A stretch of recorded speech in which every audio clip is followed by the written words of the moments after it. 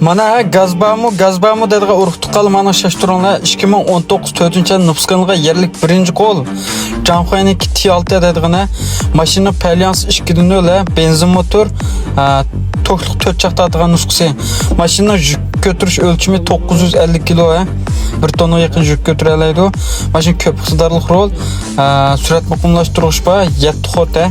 Tokluk 4 çakta atılan iPad ekrandayımız. Urunduk, ipek urunduk çıkıdı.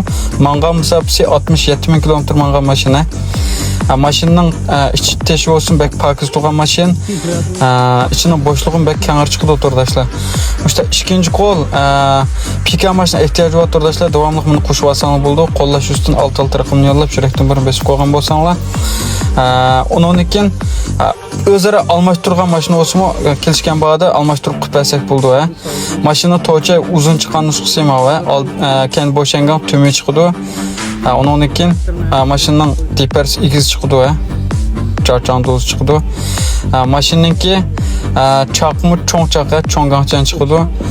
Ama işte pulsu muhabbek gazlık pika asan buldu dedi Allah. Bana şaşırsanı buldu. Maşını banki gazlık sakın buldu. Aksu teveski maşılı olsa almaştırış kum buldu. Maşını oruna hazır korun. Aksu'dan akmal. Maşının motorun bek pakize, bek becerim tuğan maşın. Motorlarım ya ki almaş tuğan çoğun taşı koygan manda aval yok. Yerlik maşın. Resmiyetinin hemiz kilercili. Şanyan boş hemiz kilercili kıldı. Gazın resmiyetim yeni.